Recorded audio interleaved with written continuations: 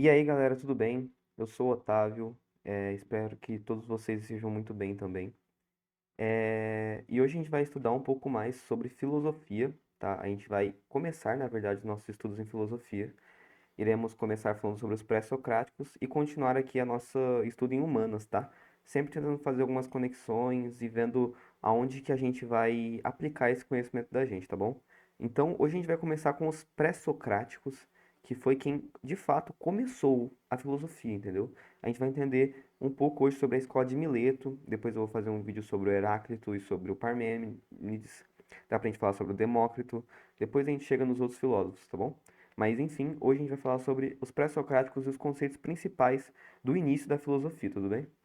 Então, prestem atenção, é um conteúdo muito interessante, tá? É bem legal também. Eu garanto pra vocês que vai ser bem proveitoso, tá bom? Vamos lá. Começando então. Galera, quando a gente fala sobre pré-socráticos, a gente está falando sobre a origem da filosofia. Como assim a origem da filosofia? Isso aqui, pessoal, foi a primeira vez em que a gente começou a pensar fora do misticismo, fora de uma figura de divindade, entendeu? A gente começou a querer pensar sobre a origem do universo, a origem das coisas, além do plano de Deus, entendeu? Então nós começamos a querer explicar as coisas no mundo natural. E isso é muito importante porque isso aqui fundou a racionalidade, basicamente, entendeu? Então, como eu coloquei aqui embaixo, a gente fundou a ciência a partir daqui. Isso no futuro vai originar a ciência. E é por causa dessa transição que a gente teve, que eu vou explicar mais ali embaixo, da mitologia que a gente tinha para pro Logos, que é essa linguagem mais lógica, que vai falar sobre o mundo natural. Eu vou explicar mais sobre isso daqui a pouco. A etimologia da palavra filosofia é essa aqui, amor à sabedoria. É isso que significa. Sendo sofia, sabedoria, e filo, amor ou a proximidade sobre a sabedoria, tudo bem? Então, é esse que é o significado da palavra filosofia, e é assim e esse é o panorama de surgimento dela, tá bom?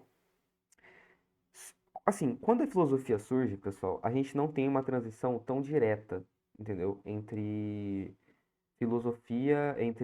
misticismo e filosofia direto. A gente vai passando isso devagar e nesse começo da filosofia a gente tem uma comunicação ainda muito forte com a mitologia. Então a gente vai ver daqui para frente que os filósofos pré-socráticos eles tinham uma maneira de se comunicar muito poética ainda, muito metafórica, com muitas alegorias. A gente vai aprofundar mais sobre isso, principalmente quando a gente for falar do Heráclito, né? Que são filósofos um pouco mais poetas ainda, entendeu?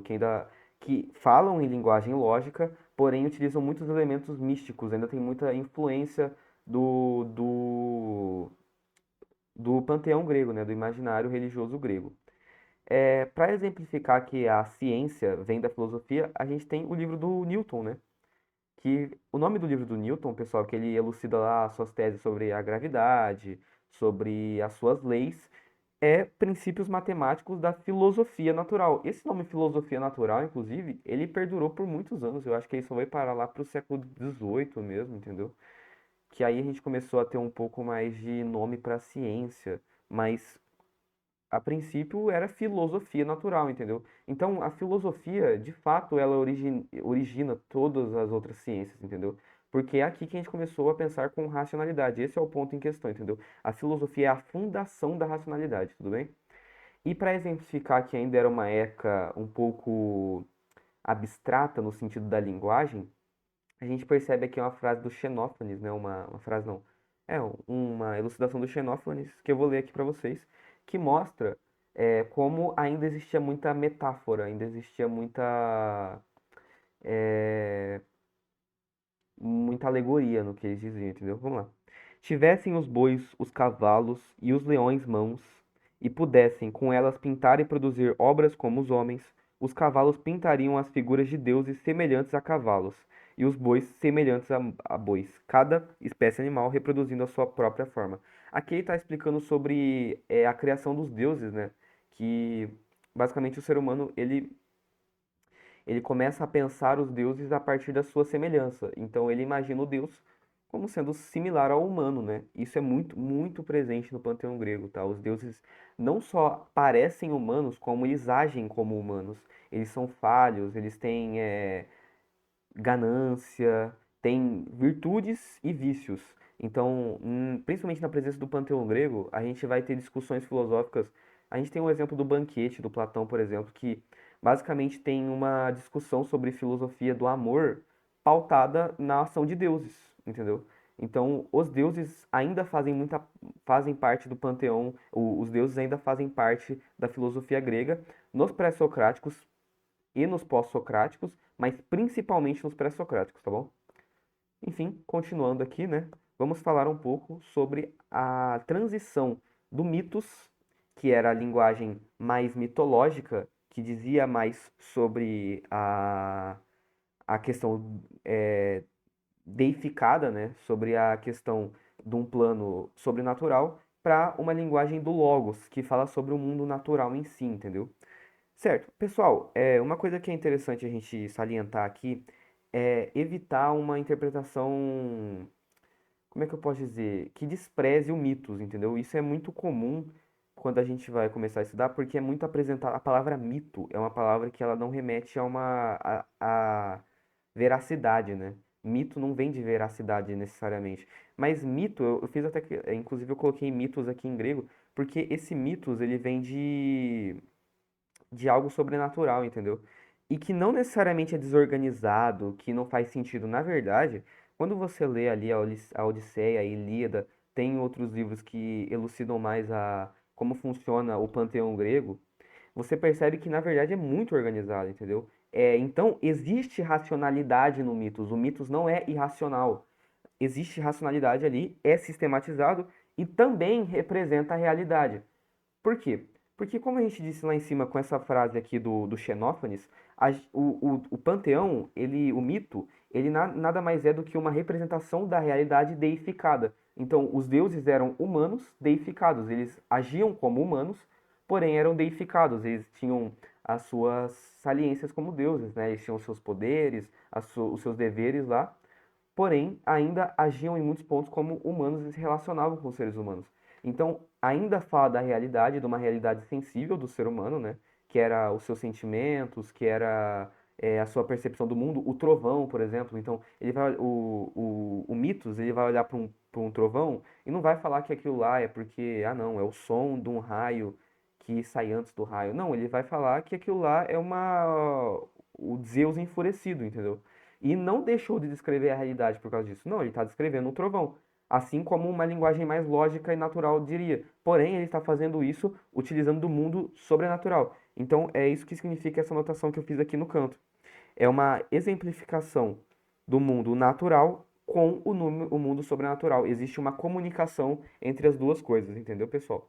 Agora, no Logos, a gente já muda um pouco esse paradigma, porque a gente abandona o mundo sobrenatural, entendeu? A partir de quando a gente começa a falar em linguagem lógica da filosofia, é quando a gente abandona o mitos e passa a entender o mundo a partir de uma linguagem própria dele mesmo. É um pouco abstrato, mas vocês vão entender. O que que acontece? Antes, a gente analisava a realidade a partir de agentes externos a ela, entendeu? Como assim? Por exemplo, você vai perguntar para um religioso, para ou melhor ainda, vamos perguntar para um grego antes da filosofia, como ele achava que o mundo tinha sido criado, ele vai dar uma explicação pautada na origem de um mundo a partir da criação de um deus, por exemplo. Então ele vai pautar o mundo a partir de uma visão que está externa ao plano material. Já se você vai perguntar para um filósofo, para a questão de lógica filosófica, ele vai falar que a origem do mundo está descrita nele mesmo, em linguagem dele mesmo. Então, a origem do mundo pode ser pautada em artifícios lógicos, entendeu? Diferente de um artifício místico, tudo bem? Esse é o sentido. E essa transição do mitos pro logos foi uma transição lenta, como eu disse lá em cima, que passou por várias escolas, por vários filósofos, mas com o tempo ela foi se desvencilhando cada vez mais, entendeu? Mas ainda assim, quando você vai estudar a filosofia grega, você vê que tem muitas alegorias, tem as famosas alegorias da caverna, do Platão, as alegorias que ele fazia com o comportamento dos deuses, o próprio Sócrates, que ele vai começar a sua jornada depois do chamado do deus, que é É o Apolo, mas eu esqueci o nome do monte agora. Enfim, então a gente tem a mitologia conversando com a filosofia ainda nessa época, tudo bem? Continuando, então, agora a gente vai começar a entender os conceitos que vão pautar a filosofia. E isso aqui é muito importante porque isso aqui te dá um referencial sobre como você vai estudar a filosofia, entendeu? Na escola, eu particularmente não aprendi os conceitos de physis, arqueia e cosmos, mas isso aqui é bem legal porque vai começar a estratificar os conhecimentos da filosofia, entendeu? Vai colocar cada um dentro da cada qual com seu cada qual, ok? Vamos começar então com a physis. A physis, muitas vezes, ela é resumida a simplesmente natureza. Então, por exemplo, a filosofia natural do Newton seria um estudo da physis. O estudo da origem do mundo é um estudo da physis. Porém, não é só nesse sentido, tudo bem? É principalmente nesse sentido, só que a definição mais correta seria essa aqui. A physis ela vai explicar a totalidade daquilo que existe no mundo plano, no mundo sensível, no mundo material, mas não só no sentido de matéria mesmo, mas no mundo que a gente vive, então nossas emoções também e tal, que existe e pode ser explicado em si mesmo. Como assim? É aquilo que eu estava falando sobre vocês, da linguagem do universo que explica ela mesma. Então, os filósofos que estavam estudando a physis, eles vão tentar explicar como o mundo surgiu e como o mundo se desenvolve a partir de elementos que já existem no mundo, sem a introdução de elementos externos. Então, por exemplo, um cientista, um cosmologista, por exemplo, um cara que estuda espaço, um físico, enfim, o que ele vai falar? Ele vai falar para você que o mundo surgiu a partir da junção dos átomos que já existiam no universo e formaram as nebulosas, depois eles acabaram começando a formar as primeiras estrelas, enfim, são coisas que já existem no plano material, no mundo existente, né, no mundo real, e que você está colocando elas para explicar a origem de outras coisas, entendeu? Aqui começa a surgir os princípios de causalidade, entendeu? Então, você começa a analisar as coisas por uma ótica de causa e consequência, tudo bem? Basicamente, sempre tentando manter as coisas dentro do mundo material. É aqui que a maioria dos filósofos pré-socráticos vão começar a se debruçar, né? Então, quando você ouve que o Tales fala que surgiu da água, que o Heráclito fala que surgiu do fogo, Demócrito do átomo e assim por diante, é porque eles começam a tentar entender o mundo material a partir de coisas que existem no mundo material, né? Sem a adição de elementos externos, sem a adição dos mitos, tudo bem? Continuando, então, o cosmos, que é.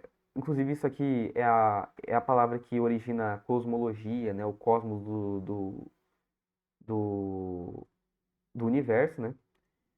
Basicamente, o cosmos, ele é um estudo do ordenamento das coisas.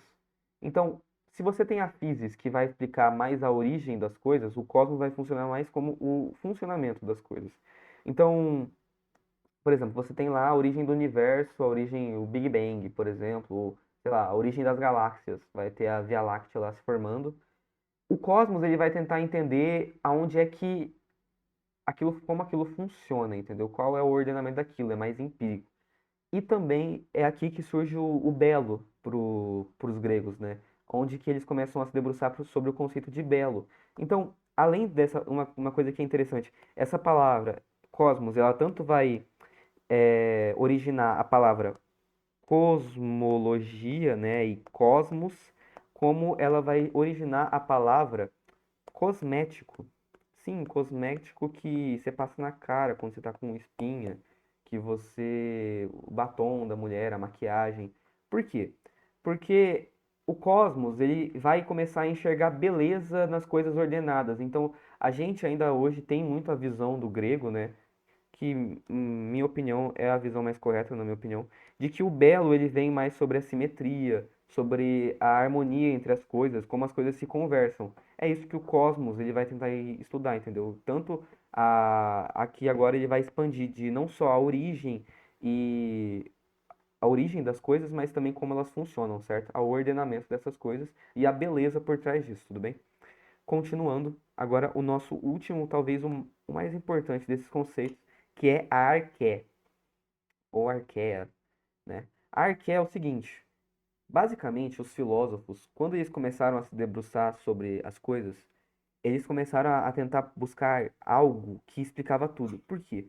Diferente do que a gente tem hoje nas nossas ciências, que a gente tem basicamente muitas especialidades, né? Então a gente tem o químico, ele vai estudar ali o movimento não, perdão, as propriedades de cada matéria, como funcionam os elementos. O biólogo vai querer estudar como a vida se comporta, como ela evoluiu. O físico vai estudar o movimento das coisas. O matemático vai estudar a lógica da natureza, né? A lógica, a linguagem matemática é a linguagem da natureza. Enfim, e todas as outras áreas de ciência. Só que os filósofos gregos, eles viam o mundo de maneira diferente. Eles gostavam de ver o mundo por outra ótica. Enquanto a ciência moderna hoje vê as coisas por óticas de especialidades, né? O filósofo grego, o filósofo pré-socrático principalmente, ele vai querer olhar para o mundo com um olhar mais amplo, né? Então ele queria ver aonde há coisas em comum sobre o mundo, aonde está o princípio de funcionamento do mundo, o princípio ordeiro, aquilo que origina e que mantém o mundo funcionando, entendeu? Então, quando você vai estudar uma coisa, o que que você começa a notar? Padrões, né? Então, tu tá estudando matemática, tu vai pesquisar os axiomas, né? Tu vai ver, não, qual que é o princípio que ordena essas operações, que ordena essa linguagem. Tu tá estudando química, tu vai ver qual que é o princípio que ordena a velocidade das reações, o que faz as coisas acontecerem do jeito que acontecem. Isso são os princípios comuns, né? Uma coisa que explica as outras, entendeu? Então, por exemplo, por exemplo, o axioma de comutatibilidade na matemática, que mostra que uma coisa que você faz em ordens diferentes às vezes vai dar a mesma coisa, mostra o quê? Que existe algo em comum que ordena aquilo lá. É um só que explica tudo. É uma propriedade que explica todas as propriedades. A arqueia, então, é isso, entendeu? É uma coisa que eles vão procurar dentro do mundo sensível, uma coisa que eles entendem que existe no mundo, não só no mundo sensível, não no sentido de tátil, tá? Mas no mundo que eles veem, tá? No mundo. No mundo que existe. Uma coisa que eles vão procurar no mundo que existe para explicar todo o funcionamento daquilo que existe, entendeu? É isso que é a arqueia. Então, a partir disso, os filósofos vão começar a se debruçar sobre os conceitos que eles acham que são os corretos para explicar a origem do mundo, entendeu? E cada filósofo tem a sua arqué. Vocês vão entender uma por uma que eu vou explicando aqui, tudo bem? Então é isso. A gente pode resumir a palavra arqué, né? Aquilo a um princípio. Um princípio que vai ordenar as coisas, tudo bem? Num geral, entendeu? Uma coisa, um princípio só que vai ordenar tudo aquilo que a gente conhece, tudo bem? Vamos lá. Então vamos adentrar a nossa primeira escola pré-socrática. Eu vou fazer em vídeos diferentes, tá? Para aprofundar um pouco mais. Infelizmente, essa primeira escola não tem muito, porque são pouquíssimos fragmentos que a gente tem da escola de Mileto. É muito mais sobre gente falando sobre eles, os outros gregos, né? O Platão, o Aristóteles falando sobre eles, do que eles em si. Heráclito e o Parmênides têm um pouco mais, mas ainda é pouco. Mas vai dar para aprofundar mais neles também. E aí, Platão, Sócrates, esses caras, eles merecem aulas próprias, tá bom? Enfim, vamos falar agora sobre a escola de Mileto. A escola de Mileto, então, ela surge em Mileto, na Grécia, que hoje em dia é na Turquia, tá? Essa cidadezinha aqui, que tem essas ruínas. A escola de Mileto, ela deixou de surgir porque Mileto foi simplesmente destruída, tá? Os persas invadiram Mileto e destruíram, fizeram um genocídio, mataram todo mundo que estava lá. Sobrou algumas ruínas e alguns fragmentos do que a filosofia surgiu lá. A sorte, né, é que a filosofia não ficou só lá. Quando os persas chegaram lá, já tinha se espalhado pela civilização grega no geral, entendeu? Enfim, e aqui a gente tem o nosso primeiro filósofo pré-socrático, o primeiro filósofo da história, tá? Quem basicamente teve o estalar de pensar fora da mitologia, que é o Tales de Mileto, tá? O Tales de Mileto, então, ele funda a filosofia, praticamente. Ele praticamente fundou a filosofia, ele fundou a racionalidade. E assim, o negócio para você estudar os filósofos pré-socráticos é não ter preconceito. Você vai ouvir muita coisa aqui que você vai ver que hoje em dia você vai achar absurdo, mas você tem que entender a grandeza por trás disso, né? E esses caras estavam tirando essas leites de pedra, entendeu? Eles estavam vendo do nada, eles estavam conseguindo ter essas conclusões e iniciando todo um processo que vai originar no que a gente é hoje, entendeu? Enfim, então Tales de Mileto tá aí. O Tales de Mileto, eu vou ler aqui a definição dele pelo Aristóteles, o Aristóteles dizia sobre ele, porque pouquíssimos fragmentos, tá? Eu acho que quase nenhum fragmento do Tales de Mileto. O que a gente conhece dele é mais sobre o que Aristóteles falava sobre ele. Enfim, vamos lá. Abre aspas. A maior parte dos filósofos antigos concebia somente princípios materiais como a origem de todas as coisas. Tales, o criador de semelhante filosofia, diz que a água é o princípio de todas as coisas. Por essa razão, afirmava que a terra repousa sobre a água. Aristóteles ele falou sobre isso no livro Metafísica, que é um livro, inclusive, que fala sobre praticamente todos os filósofos pré-socráticos um pouquinho, porque aí depois o Aristóteles ele dá a visão dele sobre como o mundo funciona, tá bom?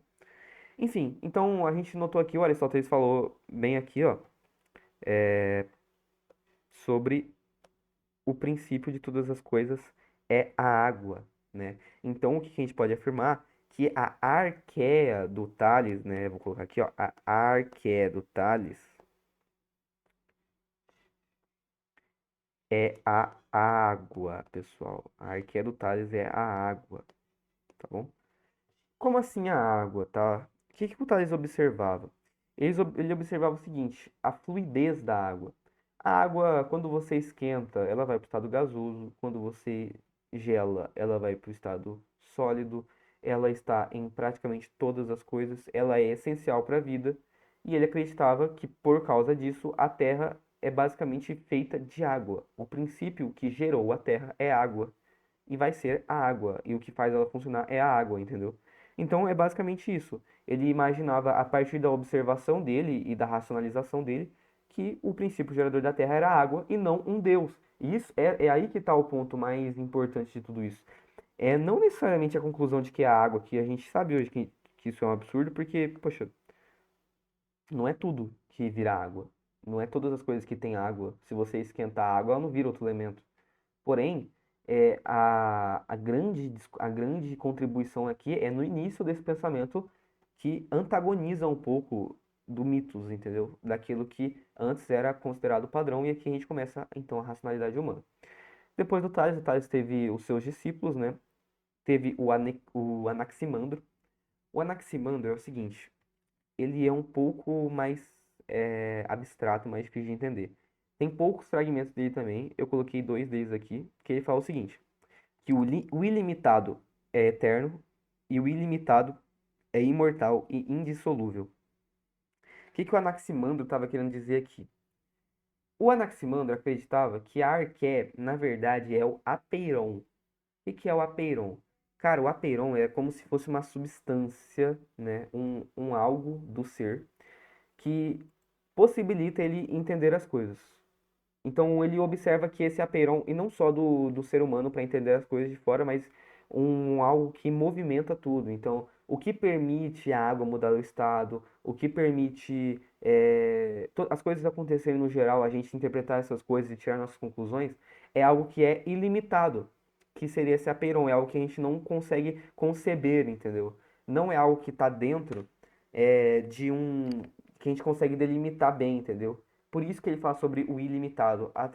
Que eu saiba a tradução, inclusive, do grego mesmo é o apeiron é eterno, entendeu? É nesse sentido, que a gente não tem como conceber o que realmente vai fazer a criação e o funcionamento do mundo, porque isso é ilimitado, isso é o apeiron, entendeu? É um algo que é eterno, imortal e indissolúvel e que movimenta todas as coisas, entendeu? Essa é a visão do Anaximandro, entendeu? Você percebe que é um pouco mais metafísica, né? Ela é menos é, sensível e material e mais de um outro plano, entendeu? Mas ainda assim não um plano místico, entendeu? Não é um plano deificado. É um plano que apesar de mais próximo, tá? É um plano que vai tentar explicar as coisas com lógica também, mas utilizando de um recurso que não é sensível, entendeu? Porque o Tales, por exemplo, usava água, que ele via a água e tal. O Apeiron já não, é um conceito, entendeu? E o que é interessante também é que o Anaximandro ele começa a escrever, salvo engano, é o Anaximandro ou o Anaxímenes, mas eu acho que é o Anaximandro. Ele começa a escrever a filosofia em texto, antes era em versos, né, para você ver ainda a influência do linguajar poético na filosofia, né. Aqui ele começa a escrever um pouco mais em textos. mas quando você for para Heráclito, você vai ver que ele escrevia em textos, mas muita alegoria, muita metáfora, analogias metafóricas, né? Ainda tem muito isso do filósofo poeta, né? Tudo bem? E por fim, para finalizar aqui o nosso trio da escola de Mileto, a gente tem aqui o Anaxímenes, que é outro dos pensadores da escola de Mileto. E o Anaxímenes, ele concorda mais com o Tales do que o Anaximandro, só que em vez da água, ele vai acreditar que é o ar, que é a arqué, né? Então, eu coloquei aqui que a arqué é o apeiron, e aqui a arqué do Anaxímenes, a arqué do Anaxímenes é o ar, tá bom? O ar mesmo, o ar que tá aqui, porque ele também acreditava que era algo invisível, porém que era algo invisível, mas que a gente sente, que a gente consegue entender, né? E uma das coisas que também motivava muito essa opinião dele é porque ele acreditava, uma visão grega, era de que a nossa alma era feita de ar, entendeu? Então, basicamente é isso, né? O ar, eu vou ler aqui, né? Como nossa alma, que é ar, também nos governa e sustém, assim também é o sopro e o ar que abraçam todo o cosmo. Toda a organização e ordenamento do universo era feito pelo ar, entendeu? Talvez você pode pensar aqui, tentar entender que ele observava que as folhas se movem, que as coisas se movem em motivação do ar, os pássaros, eles fazem as suas rotas migratórias com o ar. Então, muito dessa visão pré-socrática, da escola de Mileto principalmente, é uma visão que é mais sobre observação, entendeu?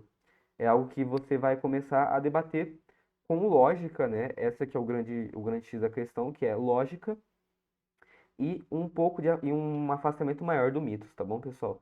Basicamente, essa é a visão do Anaxímenes. E por aqui a gente encerra esse primeiro vídeo sobre filosofia, né, pré-socrática. A próxima aula vai ser sobre o Heráclito e sobre o Parmênides. Por agora, vai ser primeiro uma palhinha sobre os principais conceitos da filosofia, né, as palavras que explicam o que cada área da filosofia, né, que cada filósofo pensava e queria, qual que era a intenção de cada filósofo. E eu acho que ficou bem introduzido para vocês. Eu espero que vocês tenham gostado. Se vocês tiverem adições, se eu tiver me confundido em alguma coisa e tiver errado, eu peço por favor que vocês me corrijam para eu fazer uma errata num próximo vídeo ou deixar um comentário fixado explicando. Enfim, muito obrigado, pela atenção de vocês. Se vocês tiverem gostado, considerem deixar um like, se inscrever, compartilhar para quem vocês acham que precisa ou que vai gostar. Muito obrigado a todos novamente. Bons estudos e até mais. Falou!